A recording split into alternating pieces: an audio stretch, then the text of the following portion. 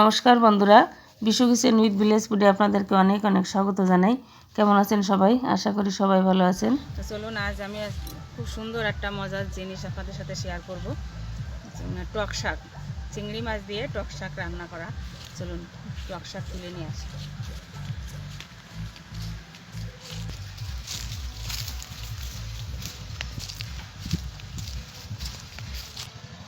দেখুন বন্ধুরা, আমি মাঠে চলে আসছি টক শাক তুলতে।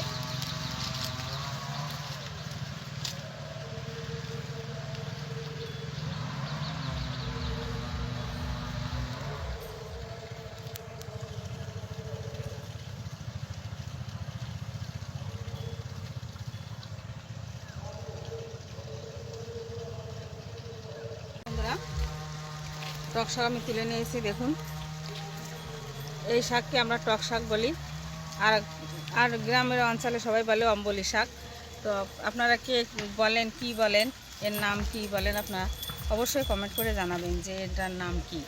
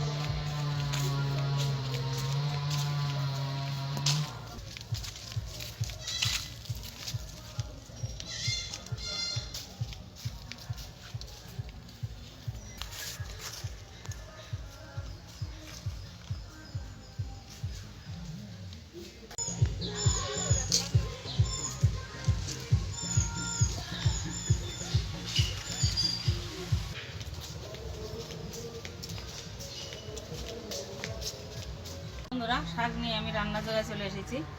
এবার এগুলোকে বেছে পরিষ্কার করে ধুয়ে নেব।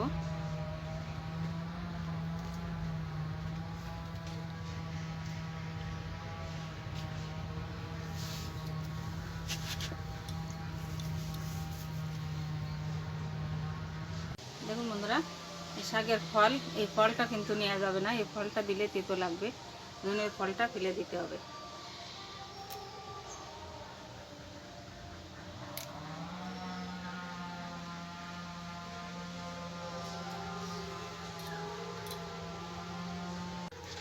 শাকগুলোকে আমি বেছে নিয়েছি, এবারে চিংড়ি মাছগুলোকেও বেছে নেব।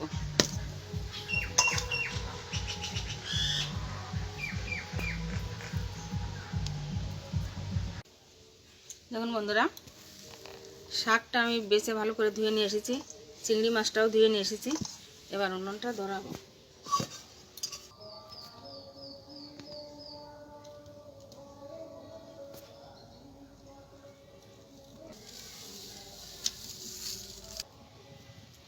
কড়াই গরম হয়ে গেছে, কড়াইয়ে তেল দিয়ে দেব।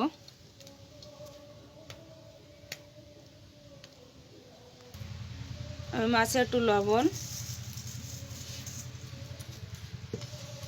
একটু হলুদ মাখিয়ে নেব।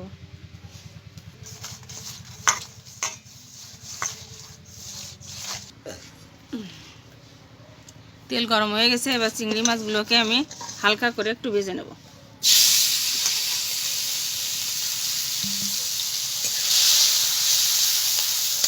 চিংড়ি মাছগুলো ভাজা হতে আমি শাকগুলোকে কেটে নেব।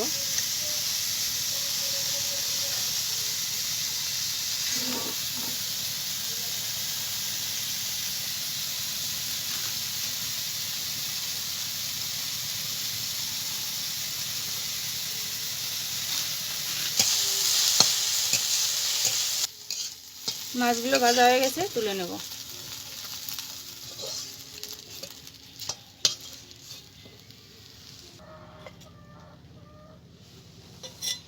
আবার কড়াইতে সর্ষের তেল দিয়ে দেব।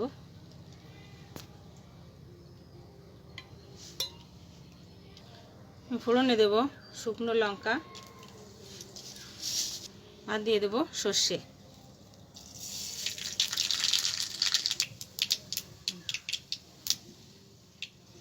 এবার এই কেটে রাখা শাক দিয়ে দেব।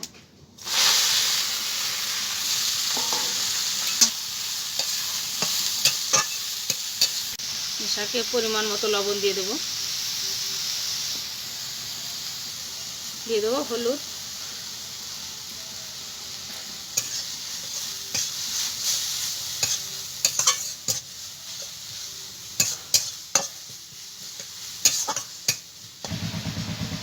আমি এবার দুটো কাঁচা লঙ্কা চিরা এর ভিতরে দিয়ে দেবো। দেখুন বন্ধুরা, আমি এতে জল দিইনি, শাকের থেকে যে জল বেরিয়েছে তাতে আমার রান্না হয়ে যাবে। এবার ভেজে রাখা চিংড়িটা দিয়ে দেবো।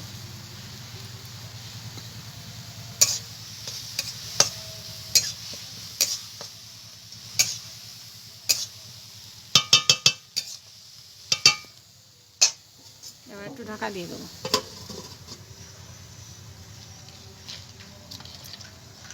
দেখুন বন্ধুরা, শাকটা আমার রান্না হয়ে গেছে।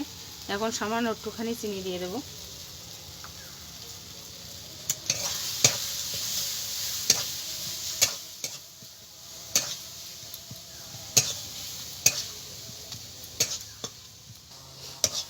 দেখুন বন্ধুরা, শাকটা আমার রান্না হয়ে গেছে, নামিয়ে নেব।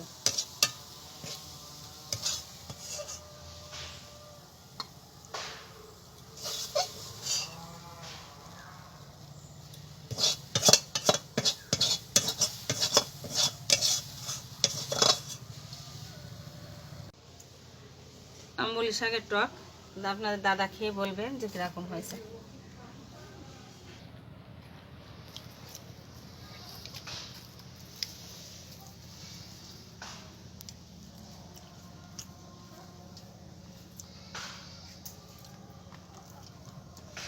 কেমন হয়েছে চিংড়ি মাছ টক শাক দিয়ে?